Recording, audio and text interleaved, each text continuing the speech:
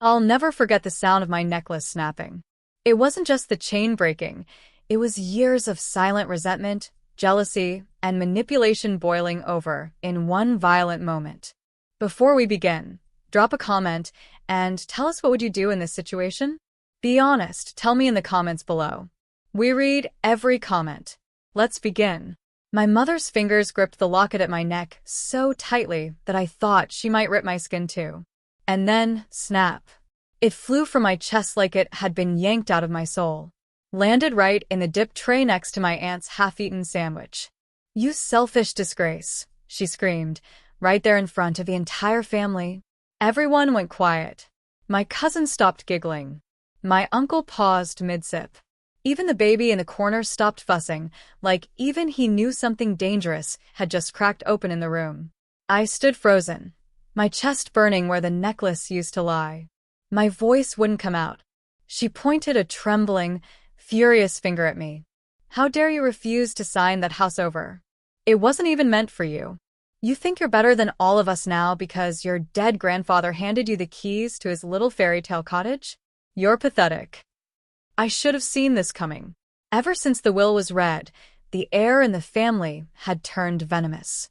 Grandpa left the lake house to me. Not to my mother. Not to my uncles. Just me. They expected I'd be a good girl and sign it over. I didn't. And that's when they turned. "I raised you," she kept shouting. "I sacrificed for you, and this is how you repay me." That house should have gone to the family. Not some ungrateful little girl playing grown-up. I didn't move. I didn't cry. I just looked at her, and, for the first time in my life, I felt nothing. Not fear. Not sadness. Nothing. Because while she was losing control, while they were all showing me who they really were, I already knew something they didn't. Something I had done last week. Quietly. Carefully. Something that would change everything by morning. They thought the house was all Grandpa left me. They had no idea what else I had taken from them. And, trust me, they weren't ready for it. After she tore off the necklace, she smirked like she'd won something, like she'd broken me. But she hadn't.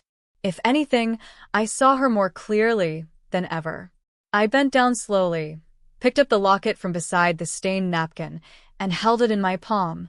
The chain was broken, but the locket was still intact. My fingers closed around it like it was the only thing keeping me tethered to reality. That locket held a picture of me and Grandpa on the dock at Lake Willoughby. I was 7. My hair was in wild curls. His hand rested gently on my shoulder like he was guarding me from the world. I stood up and looked around the room. Everyone was staring at me, my cousins, who never took me seriously. My Aunt Lorraine, who always called me the emotional one. My father, silent as always, pretending not to pick sides, but his eyes avoiding mine like they held shame. "I'm not signing it over," I said calmly. My voice was quiet, but it carried like a blade through butter. "I don't owe any of you a thing." That's when my cousin Jeremy laughed. "Come on, Sam. Don't act like you earned it. You were the soft one Grandpa felt sorry for. It should have gone to the family." I blinked. "I am family." "Barely," my mother muttered. "Always out on your own, playing the victim." My chest tightened, but I stayed still. I knew if I reacted, they'd win. That's all they wanted. A show. A scene they could twist later into "see how unstable she is." So I stayed cold. I smiled. "You'll all see tomorrow," I said. "Enjoy your dinner tonight." And then I walked out of the house, past the lawn chairs and tiki torches, across the gravel driveway, past the car Dad never let me borrow as a teen because I wasn't responsible enough. I didn't cry. I didn't flinch. I drove home with the windows down, the locket still clenched in my hand. And by the time I reached my apartment, my phone was already buzzing with texts from people I hadn't heard from in years. Because what I had done wasn't just about keeping Grandpa's lake house. It was about what else he had left behind. Not in the will. Not in some envelope. But in a file. In a transfer. In a secret he shared only with me 3 weeks before he died. The trust. The silent ownership. The company. And by morning, every single person at that dinner was going to realize they didn't just lose a house. They lost everything. I couldn't sleep that night, not because I was upset, but because the silence in my apartment was finally peaceful. For the first time in my life, I felt free. Not free in a dramatic, throw it all away kind of way.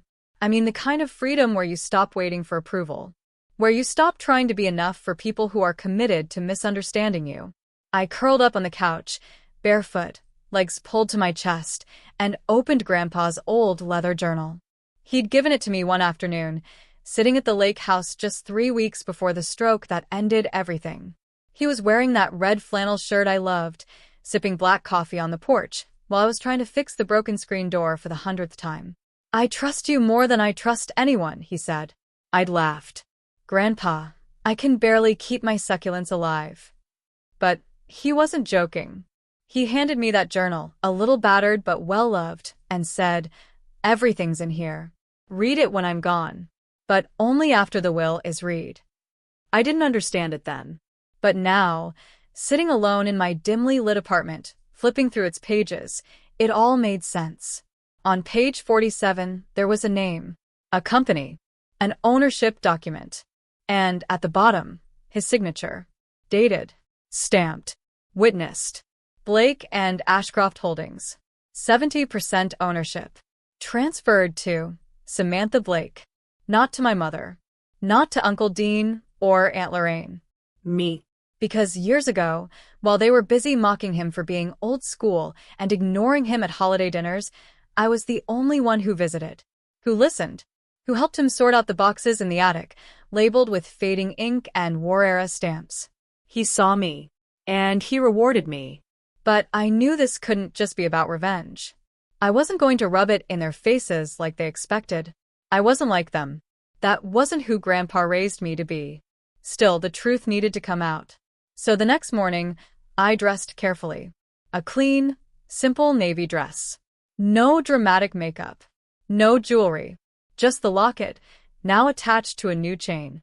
I walked into the Blake and Ashcroft downtown office like I'd walked in 100 times as a kid tagging along with Grandpa, except this time, I wasn't a visitor.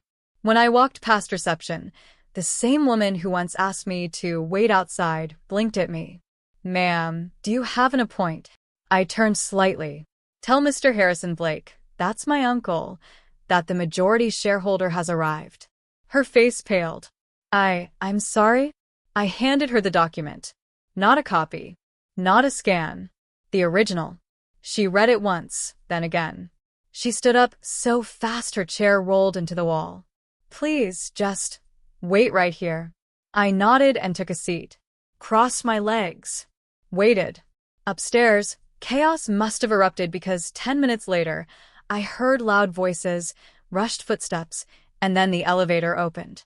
My uncle, my mother, and their lawyer came down like storm clouds. My mother looked furious. My uncle looked pale. And me? I smiled. "You thought you took everything from me last night," I said softly. "But Grandpa left something behind you couldn't steal." Their lawyer tried to speak, but I cut him off.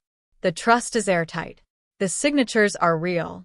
And I already had it notarized and registered with the board this morning. Effective immediately, I control 70% of this company." The house was just the beginning. My mother's mouth opened, but no sound came. Her eyes darted around like she was searching for a way out. And my uncle, Mr. Big Man in a gray suit, just stood there, shoulders deflating. Because they finally understood. Everything they built, everything they thought they controlled, now belonged to the girl they humiliated. And I wasn't just keeping the house. I was taking the family legacy with me. They stood there in stunned silence, like statues chipped and cracking under the weight of a truth they never imagined would catch up to them. My mother's lips quivered first. "This isn't right," she whispered, shaking her head, like saying it enough times would erase the ink on the documents. "Your grandfather would never."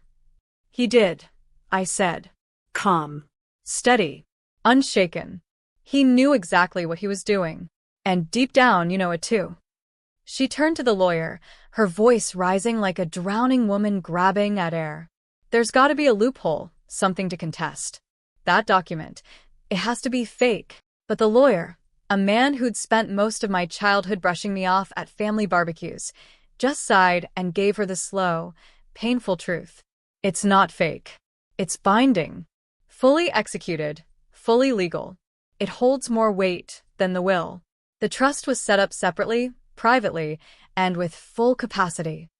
My Uncle Harrison staggered back like someone had hit him in the gut.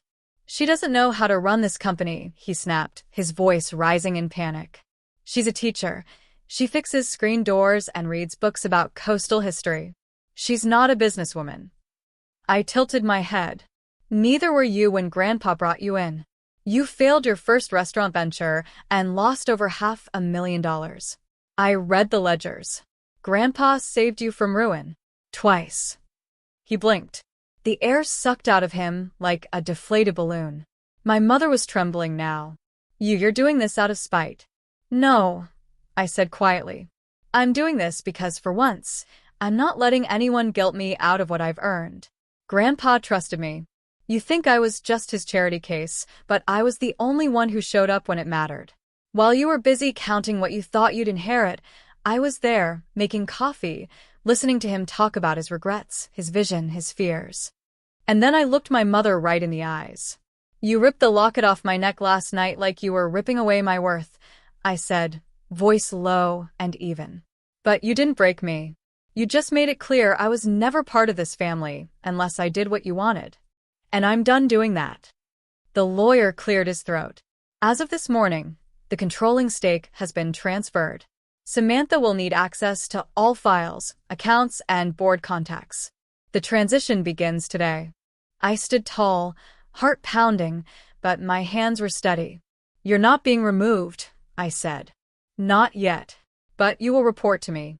And from this moment forward, your influence is no longer unchecked. Uncle Harrison's face flushed red. You can't do this. I already did, I interrupted. And I turned away. I walked past the glass walls, the marble floors, the receptionist who now looked at me like she was seeing me for the first time. And as I stepped into the elevator, alone, I exhaled. Not from relief. No, not yet, but from finally being done with begging to be seen. I was done shrinking. Done explaining. Done letting people treat me like an extra in the story of my own life. Now, I was holding the pen, but there was still one more thing I needed to do. Because the story didn't end with the company. It didn't even end with the house. There was something else, something I hadn't told anyone yet. A letter, locked in Grandpa's journal, with instructions. A final page I hadn't turned. And it would take everything I had left in me to follow it. When I got back to my apartment, I didn't pour a glass of wine. I didn't cry. I didn't even change out of my dress. I went straight to the cedar box beneath my bed and pulled out Grandpa's journal. I'd read every word of it over the past 3 weeks, except one final folded page taped to the inside of the back cover. The envelope was sealed with wax, dark red, the old-fashioned way, and on the outside, in Grandpa's shaky handwriting, it simply read, "Only open this when they turn on you." I sat on the edge of my bed for a long time just holding it. My heart thudded so hard I could feel it in my teeth. I peeled the wax seal back slowly. Inside was a letter. 1 page. Neat. Intentional. And as I read, my hands started to shake. My Sam, if you're reading this, then you already know the truth. They never deserved what they were waiting for. Not the house. Not the company. Not you. But there's more. You remember the cabin out by Linwood Creek? The one I always said was just for fishing? That land sits on a gold vein. I bought it in 1982 from a man who didn't realize what he had. Over the years, I kept it off the books. Quiet. Even from the family. I wanted to pass it on to someone who understood value beyond money. There's a deposit box key hidden in the floorboard under the bed in that cabin. And in that box, the mineral rights, the claim documents, and $1.2 million I moved offshore before the cancer scare. It's yours. Not to flaunt. Not to throw in their faces. To build your life. Start your real dream, whatever that is. Not the one they told you were supposed to have. And if they come crawling, and trust me, they will, don't harden. Just don't bend. You were never meant to live under their rules. Love you always, Grandpa. I reread it 5 times. Each line hit like a thunderclap. I wasn't just the owner of a house or a company. I had the power to walk away from them entirely and thrive. The next day, the calls started. Aunt Lorraine called crying. Said she was ashamed of how everyone treated me. She wanted to have lunch. Uncle Harrison emailed asking for a second chance to talk things through. Even my father, who hadn't said a word when Mom humiliated me, sent a text.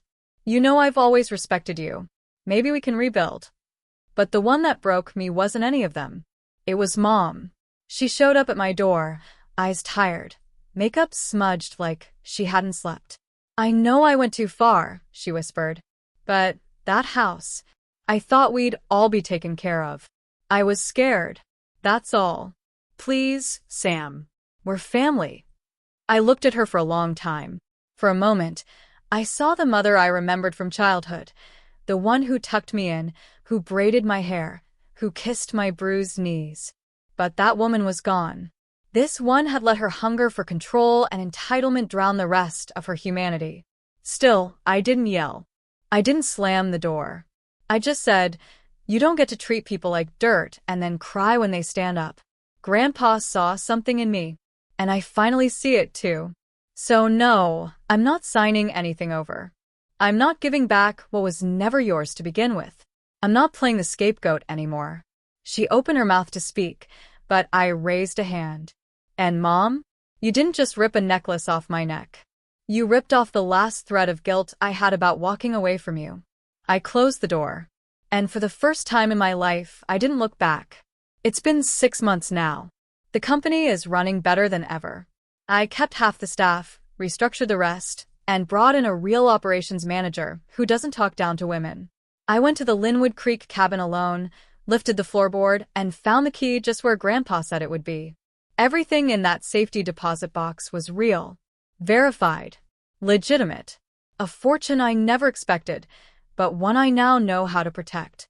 And I started something new, a grant fund named after Grandpa, for women trying to rebuild their lives after family betrayal.